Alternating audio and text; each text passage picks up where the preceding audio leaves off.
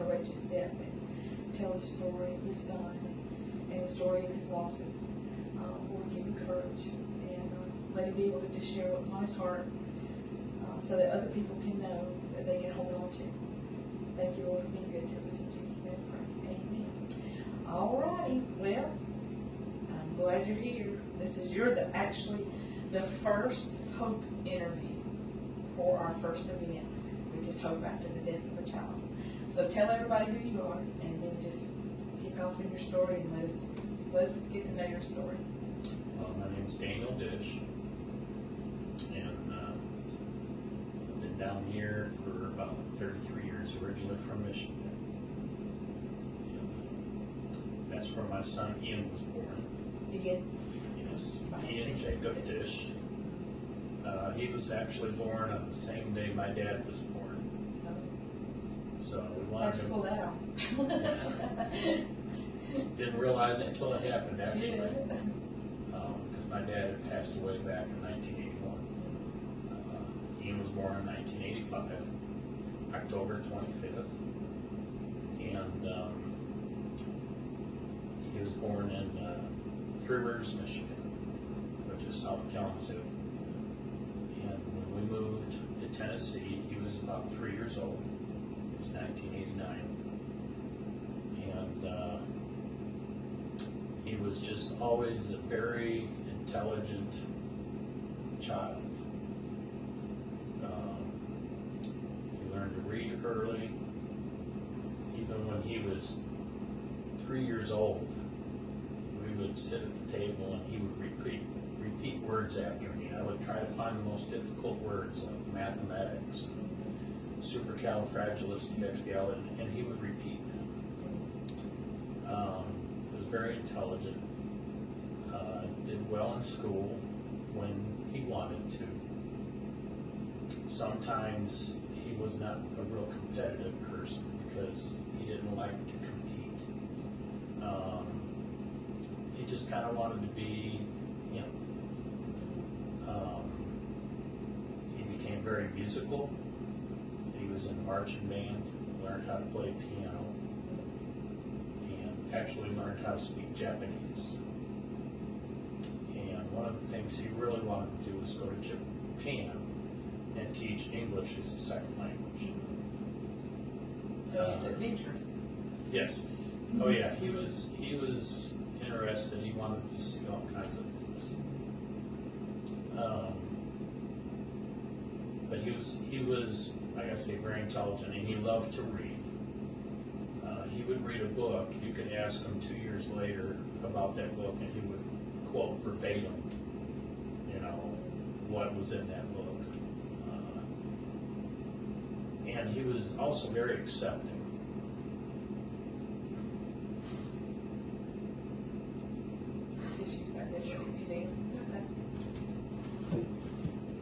There's not a person watching it that feel for you right now. Okay.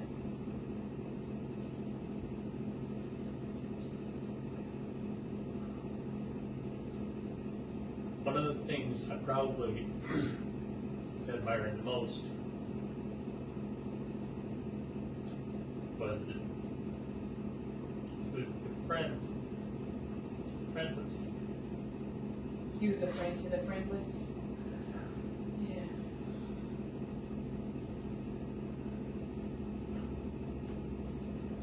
So when he was in school, a lot of his friends were the outcasts. They were the girls that were not pretty girls or not perfect figure. They were like to have their hair black or goth or just the kids that were On the outskirts. on the outskirts, Yeah. and they didn't have any friends. Yeah. Were the ones that the other kids would make fun of, and those were his friends. That was not only through school, but even after he got out of school. Ian was always just very kind. He wasn't an angry or high-tempered person, except with his little brother. my younger son, Justin, was 4 years younger than him. And growing up, Justin would always pick on him and start fights. Now, Ian has always been big. He was 6'5". Wow.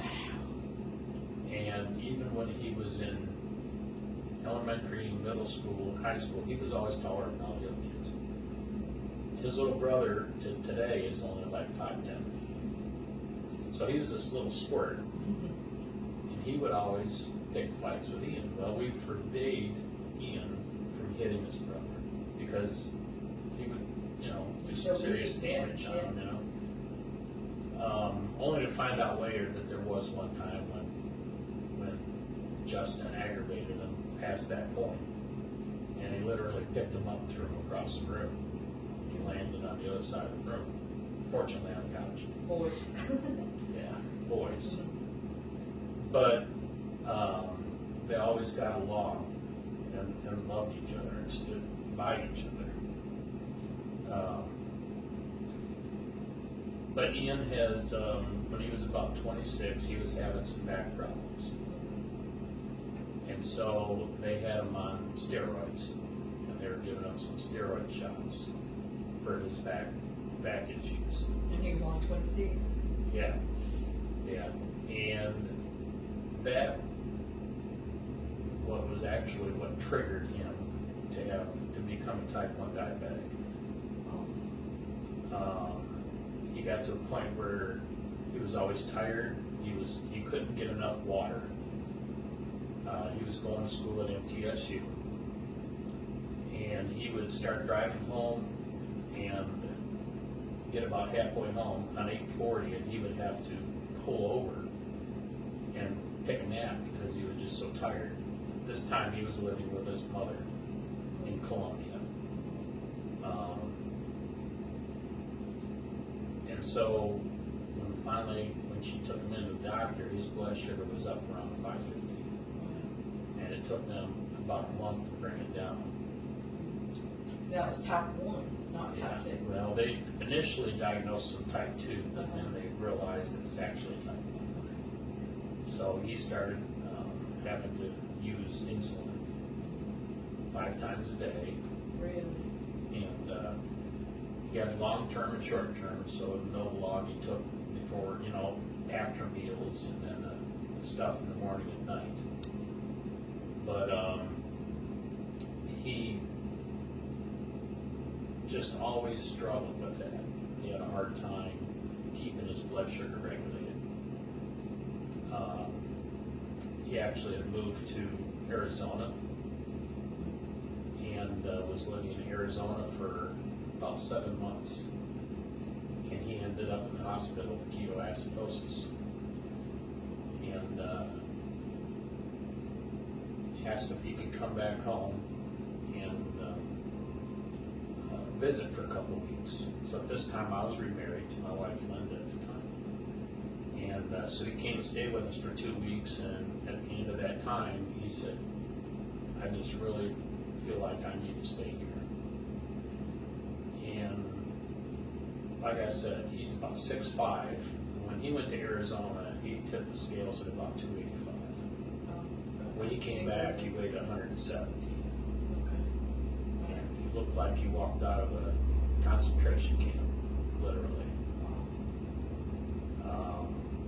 So he stayed with us, and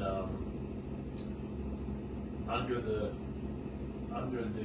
agreement that he would follow Linda's, dietary guide. Yeah. And it took about 6 months, but she held his, feet to the fire. And he gained his weight back. And when he first came there, he could just shuffle around. He couldn't even hardly walk. He had neuropathy in his feet so bad. He said it was like walking on shards of glass. And he was how old by this time? At this time, he was,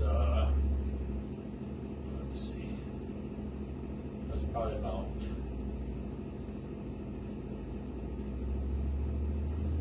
2008.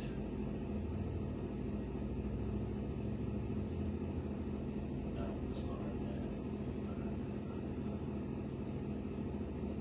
about 28, I think. Yeah. And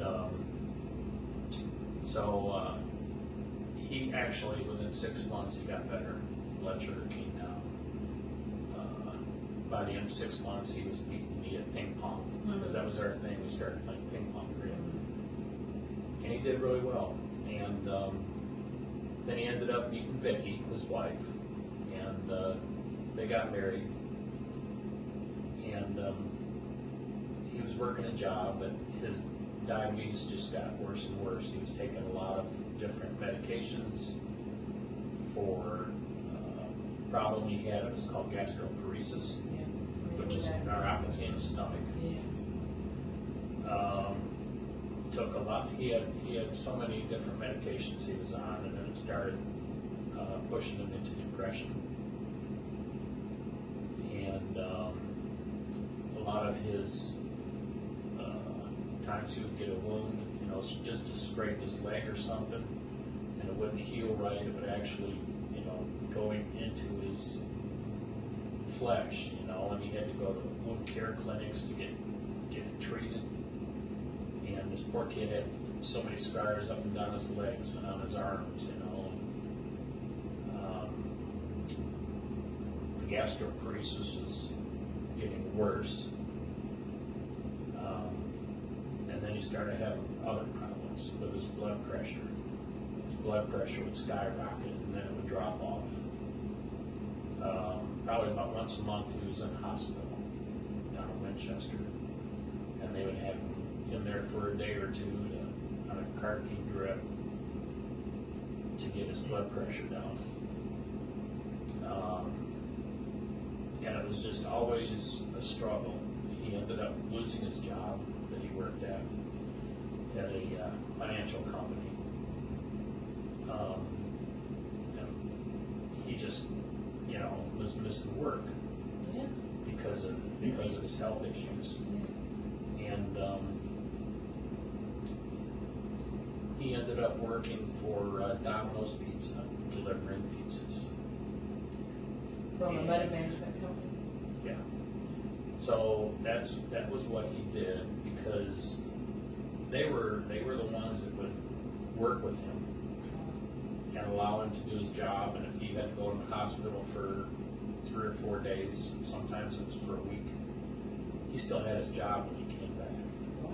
Shout out to Domino's. Yeah, and he was very good at it, but he would struggle because a lot of times when he would sit, and then when he'd stand up, his blood pressure would plummet. So he'd get very dizzy, you know, and I just remember, you know, we'd talk, and he'd say, you know, that he had to deliver pizzas. He'd get out of his car and walk up to the door, deliver those pizzas, and just pray that he'd be able to get back to his car without falling over, because he was just so dizzy and everything.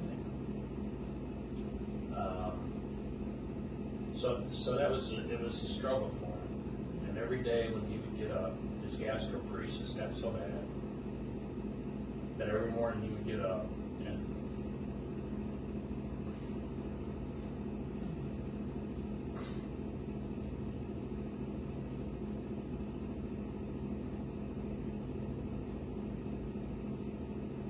he would spend 3 or 4 hours throwing up, dry heaves, and it would just whip him, you know, just take the energy out of him. So many times I would, when Linda was alive, we would have Sunday afternoon dinner and have all the kids over. And she passed away in 2018. So you lost Linda first.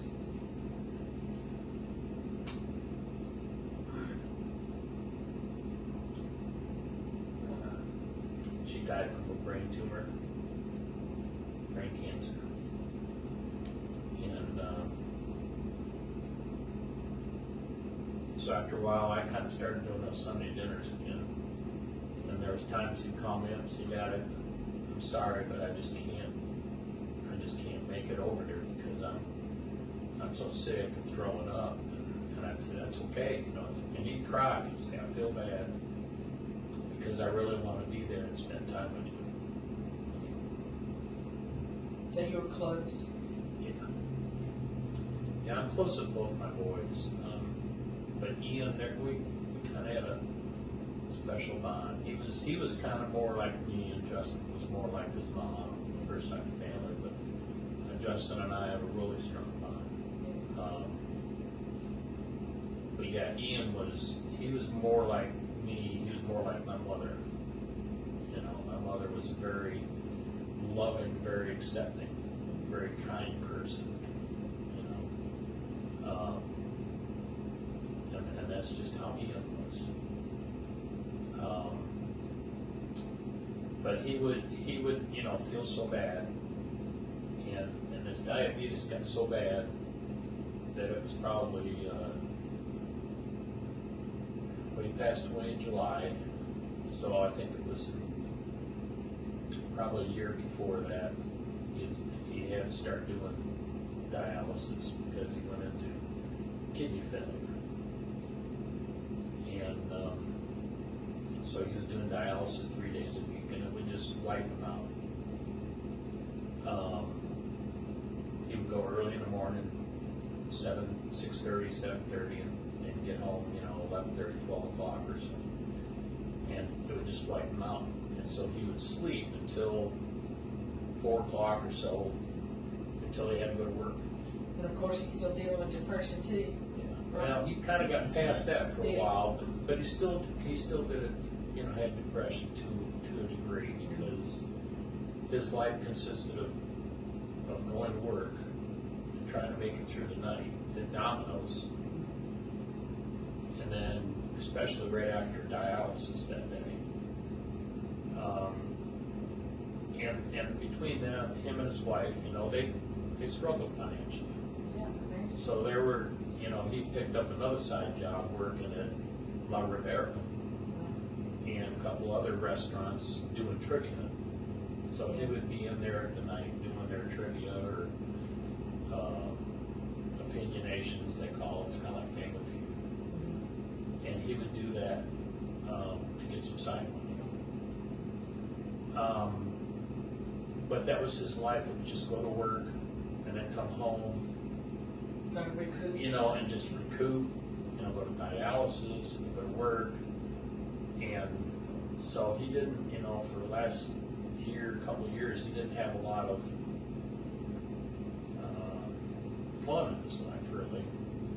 You know, he would come over, we started doing dinners on Monday nights with him and his wife Vicki, because it was just easier for him, easier on him. And then we would play some games, you know, afterwards. But it was, you know, every time he would leave, he would just hug me, you know, and cry.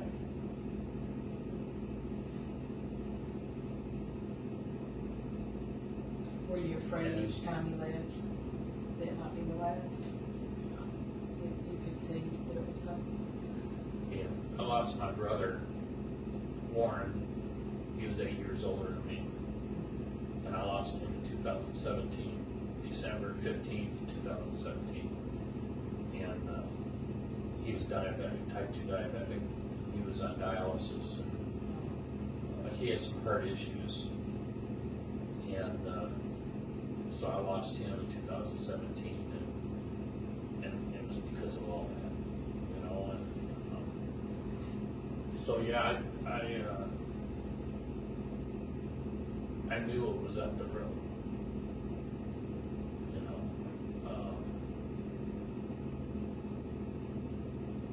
And it was just, you know, every day was just so hard for him. In April of last year, 2022, he was at home in the morning, or it was actually in the afternoon, and his wife Vicki had gotten home from work, and he was in the bedroom sleeping, she thought, so she didn't go and wake him up because he was resting. But she had heard him like coughing, like he was, you know, throwing up. And So she went in there and he was actually in bed and he was unresponsive. So she called the 911 and they came out and they actually lost him that day. They were able to resuscitate him and got him to the hospital.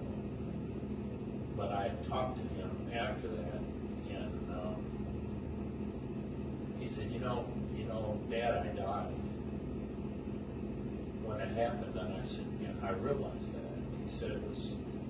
He said, I was outside of my body. He said, I was like looking down, I could see them doing CPR on me, and I could hear them talking. I could hear one guy say he's gurgling, and calling my name. He said, but I just wasn't there. I mean, I was outside looking down on my body. He said, it was the first time as long as I can remember it. Thank you, Dana, for sharing.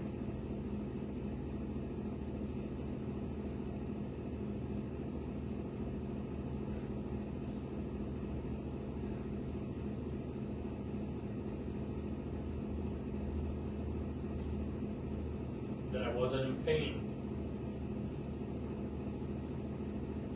And it was so peaceful.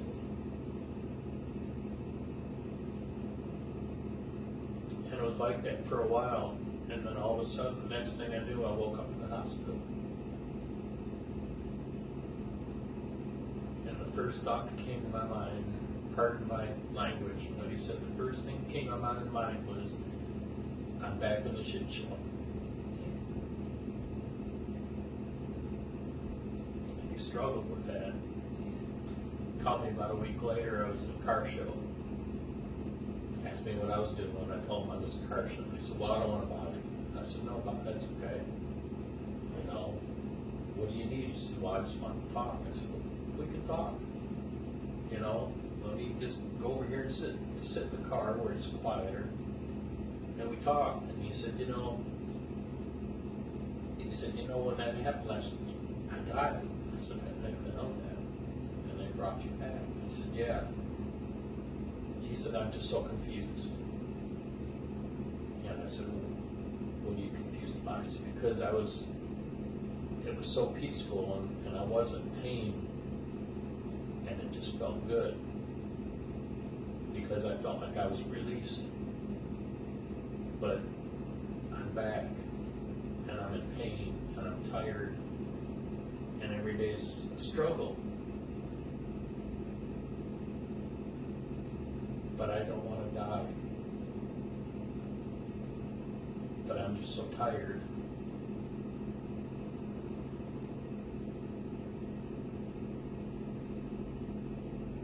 And I said, well, there's a reason why you're still here. I don't know what that is, but there's a reason why you're still here. And you just have to, just let God do his thing, whatever it is, and you just need to keep trying. Don't give up. And he said, I don't want to, it's just really hard.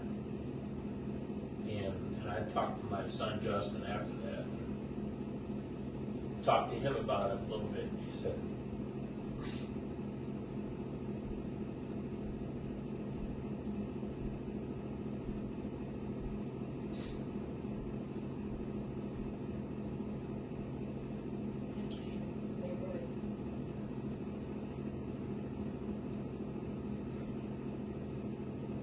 that he had talked to Ian, and he said, you are the only reason Ian's still here.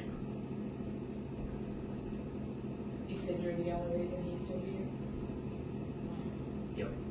He said because he knows how bad it hurt when you lost Linda and Warren.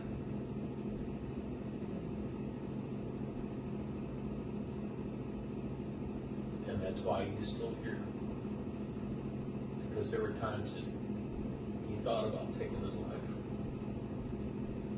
but he didn't because of me.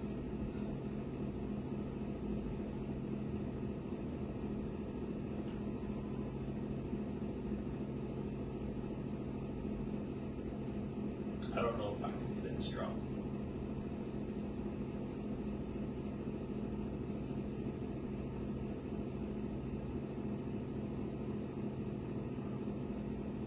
I had a time in my life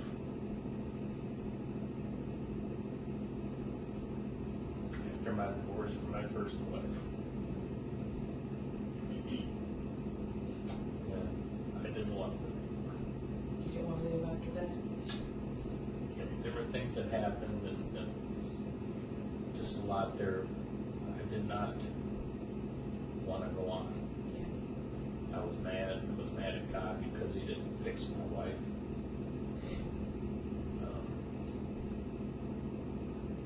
For 7 years I prayed that he would fix my wife, but in my mind he didn't. She made her own choices. And I went to a very dark place. Did you? And I just didn't want to go on. Were you working at the church then? No. I And was what's working in your general position again? church administrator. Church administrator, Manchester First Baptist. I was working in General Motors and I was living in Franklin at the time. But a very, very good friend of mine, Fornatian, literally saved my life. Told me I need to focus on my boys. So I did. And So you lived for him? fortunately, I chose life to, for my kids. And then after that, I ended up marrying Linda. But I swore I'd never go there again.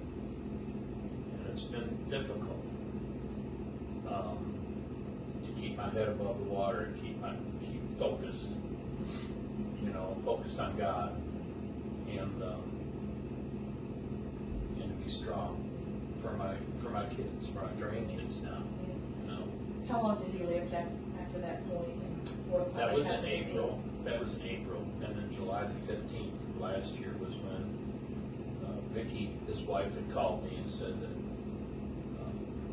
he had got up in the morning and he was throwing up, dry heaving, and she heard him hit the floor.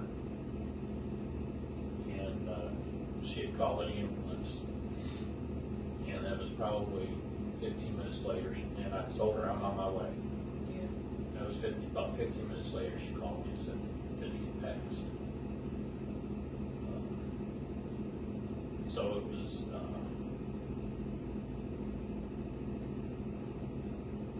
was devastating, it was hard, but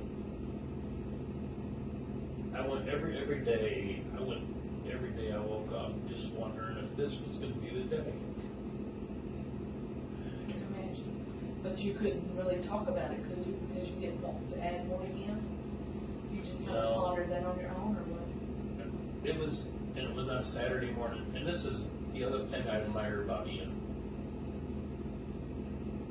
It was on Saturday morning, but that Thursday evening we went to a Mexican restaurant, and he was doing his opinionation. And Penny and I were there, and I was waiting and waiting because it started at 7 o'clock. And it was 7 o'clock and he wasn't there yet, and I was wondering where he was,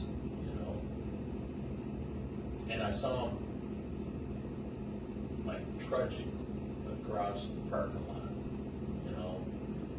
His just feet were dragging, his arms were down, he was carrying his little speaker and his case, that he carried. And it was like it just took everything he had to come across that parking lot, to come in those doors. To do his second job. Yeah, to do his opinionation thing. But it was like every other time we were there, it was kind of the same thing. This was a little bit worse that night. But he would come in there, and as soon as he walked through that door, it was like someone breathed life into him. And he would walk in, put a smile on his face, because he had to do this for these people. And there people that came there were regulars that came there every week, and they just loved him. And he would get up there and set his stuff up, and then he would get on there, and he actually had a really good radio voice too. Mm-hmm. And he'd be, good evening, everybody out there, and welcome to Opinionation. He'd go around and meet people and give them their sheets and stuff. There's probably a lot of people that watch this on the Manchester Times that remember him. And it was just, he was so totally different then. And he would get through there, and there were times I'd go up, I'd carry the paper up there, and turn it in, and he'd be smiling, and some days, it was really a struggle for him to make it through. And then at the end, he would go out and give out the winners their certificate. But just so happens that night we ended up winning first place. Rigged. Yeah, that's probably what some people thought. But, and he handed out the certificates, and he brought ours by, and I would always get up and give him a hug, because he was pretty busy at the beginning. And he just stood there and hugged me, and just kind of started crying, and I said, "Are you all right? Because you were late." He said, "I was out in the parking lot about 15 minutes just throwing up." He said, I'm just so tired." He said, I just don't know how I can go on. I'm just so tired. I'm just tired, and I just don't know how I can go on." So when he had to be upbeat for everyone else, he did that. But the truth was, he was just suffering. Yeah, And he was. And he was how old at that time? 27. He was only 27. No, I'm sorry, 37. 37. Wow. Yeah, 37 years old. What was it like for you, Daniel, to hear your son say that? After you'd just seen so much life in him that night, what was that like for you? Sad. You knew that he was preparing you for something? I don't know. I mean, and that was just most of the time when we would see each other, and I would hug him, and he would just say, I'm just so tired. I'm so tired, Dad. And I just didn't know what to say. The two of you must have been really close because he knew you had lost Linda and your brother, but he still was trusting that you wouldn't close him off by being honest with you. No, I told him, Yeah. and I told him, I said, you can always be honest with me.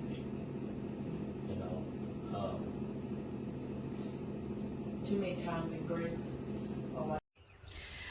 We are creating something that has not been created before, and that means that the devil sometimes will try to get in as we are doing things. So right at the end of Daniel's testimony about his son, the sound went out, and it went out at about 35-40 minutes, and I didn't have the heart to ask him to do it again, so I just wanted to take it right up to the place where, his son was thinking about other people at the La Rivera restaurant, and he was doing the trivia night, and he was thinking about everyone else, but he was at the end of his rope.